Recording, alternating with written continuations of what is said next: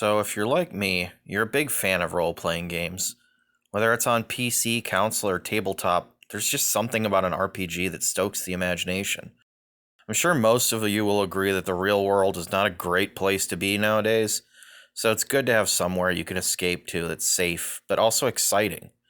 A world where you can be a mighty monster slaying warrior, or a badass starship captain, or a power hungry sorcerer, or a hardened survivor overcoming the odds. Now, when I think of RPGs, two worlds spring immediately to mind. And if you read the title of this video, you probably know which ones those are. The worlds of Dungeons & Dragons and the Elder Scrolls series. Now, there's a lot of obvious similarities between D&D and the TES games. Both are systems built around player choice and customizability, where you're free to approach any situation however you want. The worlds are rich and detailed, full of deep and engaging lore, fantastical monsters, and powerful magic. It's also not hard to see the advantages of setting a game of D&D in Tamriel. From Arena to Skyrim, the Elder Scrolls games have everything you need for an awesome campaign. All the characters, locations, and lore you need are right there in the pages of a wiki somewhere. There's thousands of dungeons you can just rip straight from the games, mysterious and powerful magic items, a massive bestiary full of creatures to throw at your party, and literally thousands of years of Tamrielic history that's simultaneously deep enough to inspire you, but also vague enough that it's easy to just plop your own plot lines down in any place you want. For a dungeon master that doesn't have a lot of free time to create a living, breathing world of their own, our Lord and Savior Todd Howard has done at least half of the work for you. And now, I'm here to do more of it. See, I know that setting a game of D&D in the TES universe is far from a unique idea. Plenty of people have done it, and you can find other videos here on YouTube covering the same topic. What sets this video apart is that, as far as I can tell, most of the others don't do more than a surface-level reskin of the base game. Call a Drow a Dunmer, Lizardfolk Argonians, and Goliaths Nords, and you're good to go. Basically, they just play a game of D&D set in the world of Tamriel, but mechanically, everything is the same. This is by no means a bad thing. A lot of us have precious little time on our hands, and a simple find and replace is generally a reasonable shortcut. But you're in luck, because I happen to be someone who spends an unhealthy amount of time coming up with homebrew stuff. Spells, monsters, magic items, even character classes. So if you want to have a more authentic Elder Scrolls D&D game, with rules that match the lore and mechanics of the actual games, then I can help you out. In this video, I'm going to go over several house rules and homebrews that I've made to run my own customized Elder Scrolls campaign. I'll explain how I changed the base mechanics of D&D, why I did it that way, and go over some alternatives that you might prefer for your game. I'll also mention some mistakes I made along the way so that you can avoid those pitfalls yourself. I also have some products available in the Dungeon Masters Guild that you can use to further cut down on your prep time if you're interested. All of these are things that I've made up for my campaigns, or just other cool ideas I had. Links for those will be in the description. Anyway, with the preamble out of the way, let's get into it. So the first and perhaps easiest thing you can do to replicate the feel of an Elder Scrolls game is to do away with the so-called Vancian casting system in D&D. Spellcasting in the Elder Scrolls is very different than D&D, and it's such a core part of the system that minor modifications can have a very profound effect. Let's start with Magicka. Well, on page 288 and 89 of the 5e Dungeon Master's Guide, we have an optional spell point system that gives us a pretty good start. In this system, characters have a pool of spell points that they use to cast spells, which is much closer to the way Magicka works in the TES games. If you're short on time or don't want to tinker too much, you can just implement this optional rule and there you go. But what if you want to go a little further? In the Elder Scrolls, magic is way less restrictive, but also less powerful. There's no hard cap on how many spells you can cast in a single day, and basically everyone in the world is able to cast a spell or two in combat. However, the most powerful arcane scholars in Tamriel can accomplish things that are trivial for a D&D spellcaster. In the world of the Elder Scrolls, crossing between planes, raising people from the dead, and devastating entire armies with magical firestorms are feats accomplished only by the mightiest of wizards with thousands of years of magical experience, the soul of a dragon, the help of a god, or all three. For a D&D wizard, you can do stuff like that before you hit level 10. So, how do we capture the flavor of magic in the Elder Scrolls without completely destroying the balance of the game, or rewriting Chapter 10 of the PHB from the ground up? Well, what I did was start with the spell point system above. But instead of having Magicka restored on a long rest, I just cut the total each character had by 2/3 and had them recover it on a short rest. This worked out okay, but after a while, I really started to run into the problems of my players just bulldozing encounters with their most powerful spells and then resting to recover everything. Granted, this is basically what you do in Oblivion or Skyrim, but it makes it kind of hard to build appropriate challenges as a DM. So let's go back to the source. In most TES games, your Magicka maximum is based on your intelligence score. So what I decided to do is scrap the spell point table and just have each character have a Magicka maximum equal to their intelligence modifier multiplied by their level. If their score is 0 or lower, then their maximum is 0. This limits the MP pool they have to work with, and also helps to make intelligence less of a worthless dump stat for everybody who isn't an artificer or a wizard. It also brings down the power level of the party in general, since anyone who wants to cast any spells is going to have to invest at least a 12 in their intelligence, even if it's not their casting ability. Also in the Elder Scrolls games, Magicka regeneration is usually based on willpower, which in my campaign corresponds to wisdom. More on ability scores in general later. So, in order to keep things balanced and encourage more resource management, I introduced a system of Magicka dice, which are basically hit dice, only for magic. Full casters like bards, clerics, and druids get a d10 Magicka die, half casters get a d8, and all other classes get a d6. I did it this way because it provides a nice counterpoint to the way hit dice favor the martial classes. Just like with hit dice, you can roll them when you finish a short rest to recover your Magicka, and you gain half of your Magicka dice back on a long rest, along with all of your expended Magicka. The only difference is you add your wisdom modifier to the dice instead of constitution. Now, observant people will notice that I didn't include the warlock on that list. This is because I decided to just have the warlock keep its pact magic feature working the way it does, not only to make the class more unique, but also because the class itself is balanced around its limited spell slots. I did, however, allow warlocks to gain additional spell slots from Fortify Magicka or Fortify Intelligence effects, more on those later, and I also implemented a house rule where the spells on their patron's expanded spell list are just added as bonus spells, like literally every other spellcaster in the game. I also implemented this change on my homebrew sword mage class, which someone in my group was playtesting. This is both because that class was built on the warlock chassis, and thus it made sense to apply similar rules to it, and also because it would kind of compromise the playtest data if the player wasn't following the rules of the class he was testing. If you're interested in checking that out, by the way, it's available on the DM's Guild, link down below. Okay, so we have our basic system in place, but how about spell selection? As I mentioned before, in TES games, every character can cast spells, regardless of their starting class, but usually the spells they can cast are limited by their skill level in one of 6 schools of Magicka: Alteration, Conjuration, Destruction, Illusion, Restoration, and Mysticism. My campaign takes place before the Oblivion Crisis, so if your game is set in the 4th era, feel free to exclude that last one. There are a couple of ways we can go about this. One is to just chuck the spell lists in the bin and let each character choose whatever spells they want. This can work, but if you're going to go this route, then I would recommend also not allowing the characters to learn their spells upon level up.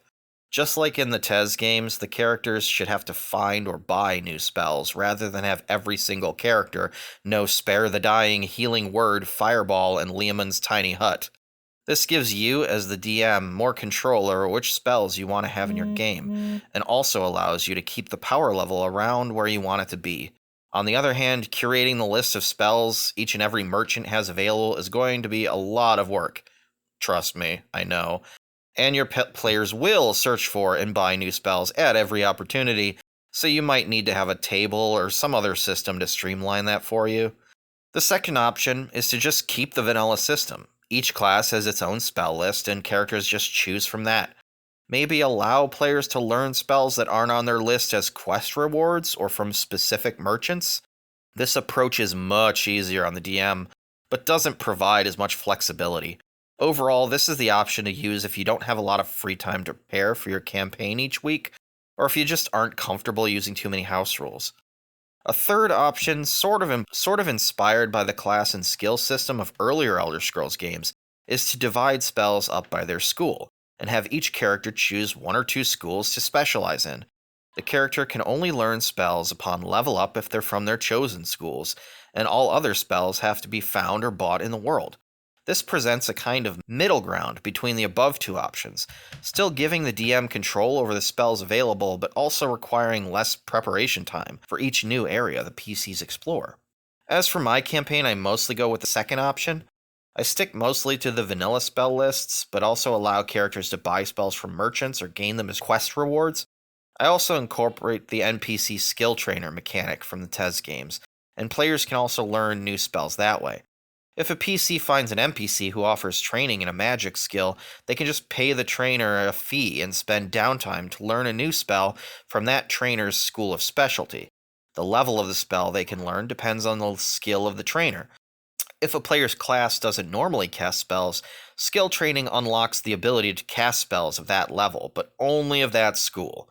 This means that theoretically, any character with enough gold and downtime could learn every spell in the game of 5th level or lower, so if you go this route, you might have to have something in place to prevent your players from abusing this system, if you know they're the kind of player who would do that. For my players, they're generally not super power gamers, so it hasn't been too much of a problem. Finally, the last major change to the spellcasting system that I made is spell components. In the Elder Scrolls games, material and verbal components don't seem to be a thing, though there are rituals that require specific items and incantations in the Elder Scrolls universe. The player doesn't seem to have to speak any magic words or have any specific objects in their inventory to cast spells. Somatic components arguably are a thing, though. In Skyrim, you have to take a moment to charge up a spell before you can cast it, and in the previous games, while there wasn't really a charge time, you could argue that the characters pointing their finger to cast a spell was basically a somatic component. On the other hand, in most of the games, there's also a condition called silence that prevents you from casting spells.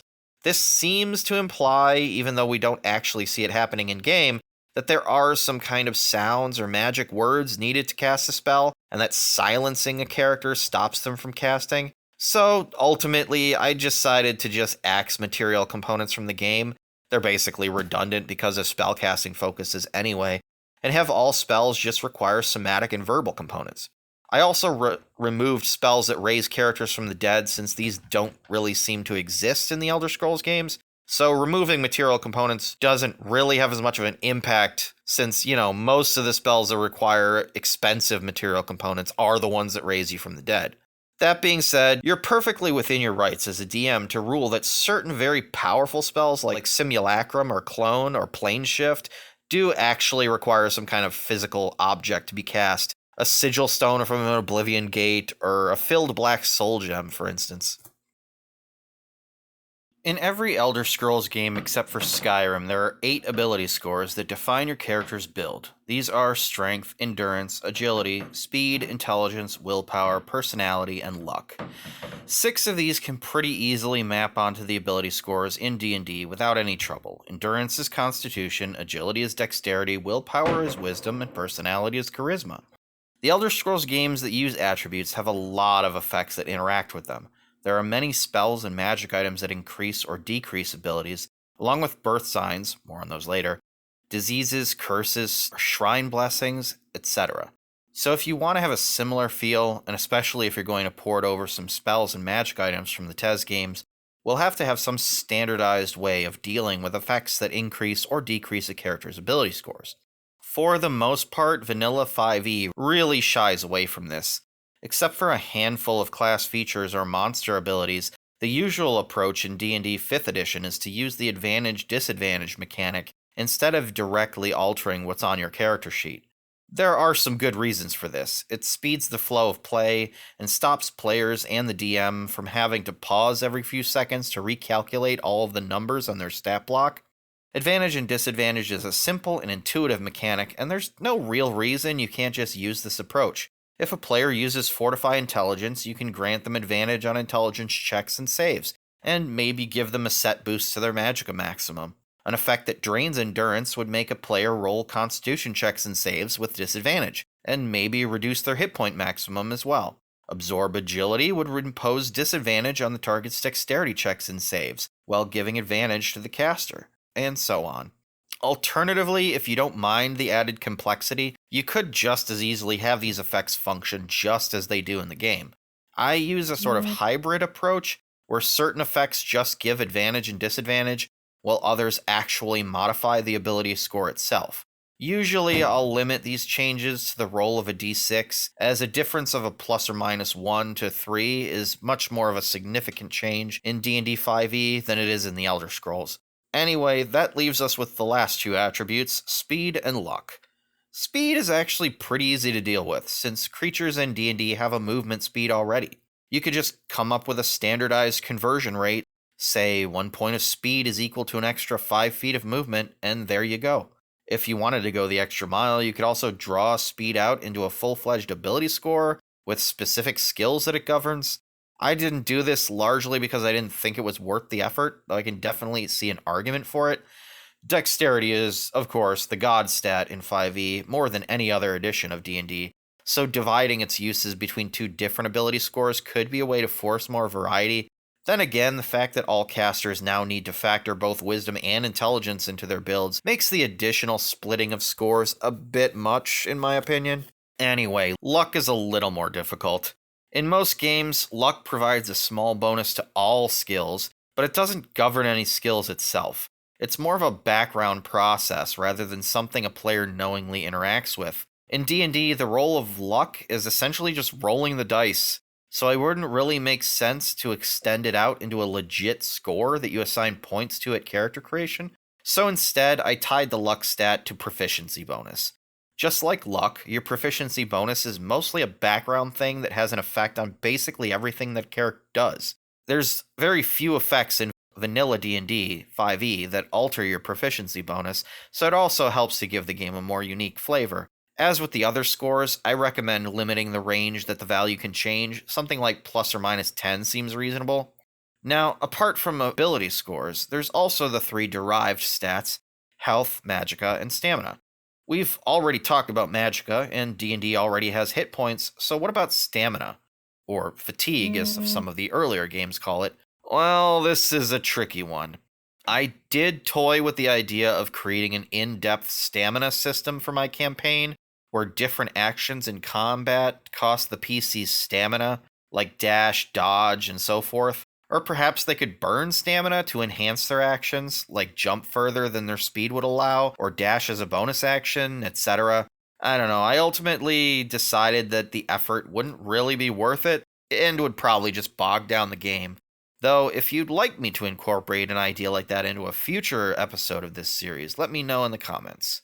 Anyway, what I eventually settled on was just using the system of exhaustion to replicate a loss of stamina. Fortify stamina spells either remove exhaustion or grant temporary hit points, or both. I admit I'm not entirely satisfied with this approach in my own campaign, and I'm open to suggestions if you have any. So I'm gonna level with you here. I made a huge mistake as a DM when I started this campaign, and it's a problem I tend to suffer from when I DM games. I love to make up cool stuff, and players love to get cool stuff. So when I DM, I have a tendency to maybe kind of overload my players with magic items. My group killed an adult black dragon at 7th level in 2 turns. I have made over 100 magic items for my TES campaign, from a simple belt of the first barrier to the warlocks ring, from the pants of Fortify Magicka to the fabled helm of Orain Bearclaw. In the process, I've learned that the best way to avoid overpowering your PCs is to keep things simple. Most magic items in the Elder Scrolls only have a single enchantment, so it's not a problem to hand them out pretty liberally, whereas items in D&D tend to be more significant character-defining things. So if you're gonna run a TES D&D campaign, you should be aware of the difference in expectations, and figure out from the start which side of the spectrum you're gonna lean towards. If you do want to hand out a bunch of magic items, what I've found to be useful in my games is to focus on consumables. Potions, scrolls, and similar one-use items are not only more manageable from the perspective of game balance, but they're also more justified within the world, as consumables are common among Elder Scrolls loot. As for making your own homebrew items, I would also advise you to start small. Just pick one effect you think is cool, like Detect Life, or Fortify Carry Weight, or Conjure Skeleton, and make a magic item that does that. If you don't want to bother making the item yourself, you could also buy my magic item compendium on the DM's Guild, which has nearly 400 new magic items, many of which are actually Elder Scrolls items with the names changed. Link down below. Apart from magic items, one other thing I've tried to capture in my campaign was the progression of mundane equipment in the Elder Scrolls. You know, steel, mithril, elven, orcish, dwarven, glass, ebony, daedric. These materials are such a big part of the world in the Elder Scrolls, I just had to work them in somehow. What makes this difficult is that thus far, vanilla D&D has had two very different approaches to this kind of thing. On the one hand, you have mithril armor and adamantine armor depicted in the game as actual magic items. On the other hand, you have silvered and adamantine weapons presented as more of an upgrade that you can apply to mundane items to give them special properties. I knew I didn't want to go the magic item route because part of the fun of collecting a really awesome suit of armor in the Elder Scrolls games is putting your own enchantment on them to make a set of uber powerful battle gear, or to abuse a Fortify Restoration glitch. What? I didn't say anything. So instead, I tried to make a table of materials the players can use when crafting or buying gear. I've seen similar systems used on third-party products on the DM's Guild and elsewhere, so I figured it would work for my campaign. The basic idea is that armor and weapons in the player's handbook are the equivalent of steel tier gear. If you wanted, you could use inferior materials like iron or chitin, which are lower cost and might have some unique properties, but these types of materials also come with drawbacks as well. For example, chitin weapons are more likely to break if you roll a natural 1, and iron weapons have a penalty to their damage rolls, since iron doesn't hold an edge as well as steel, and so forth. Meanwhile, higher tier materials like orichalcum, moonstone, and malachite provide you with improved stats on your gear, but also come at a greatly increased cost in gold, and might also have some other drawback like greater weight or penalties to charisma checks with certain NPCs or factions. Daedric armor, for instance, just like in Skyrim, would impose a penalty on your charisma checks when interacting with non-Daedra, since you freak people out. Honestly, I'm still tweaking this system in my campaign. I'm not entirely satisfied with the way it works now. I'm probably going to tweak it further if I ever do another campaign set in this world again. If you're making your own system, I'd advise you to avoid giving direct bonuses to AC or attack rolls, as this can really quickly lead to unbalanced characters. Again, trust me, I know. I have a rogue in my party that has a 30 AC. Instead, try to think of more minor benefits, or just ribbon features that are more fun and flavorful than mechanically good. For instance, in my campaign, Dwarven armor is impervious to the passage of time, and Colovian fur grants advantage on saving throws to resist cold climates. Well, that's going to be it for part 1. The full video was going to be almost an hour long, so I decided to split it up. Part 2 will cover races and classes, and topics related to birth signs and shrine blessings and such. Part 3 will be about monsters and general world building. I just have to record and edit new intros and outros for them, so the rest of the video should be out by the end of the week. Until then, let me know if there are any topics that I didn't cover in this video that you'd like to see me talk about in another one. I'll have links in the description for my DM's Guild products that I mentioned in the video if anyone wants to take a look at those. Also, don't forget to like, subscribe, and comment if you thought that what I had to say was helpful, or if you think you have a better idea than what I came up with. If you'd like to see me cover a different franchise or genre and convert it into D&D homebrew when I'm done with the Elder Scrolls, or if you have any suggestions about other kinds of content you'd like to see, just let me know in the comments. I'm always looking for new ideas and inspiration. Good night and good gaming.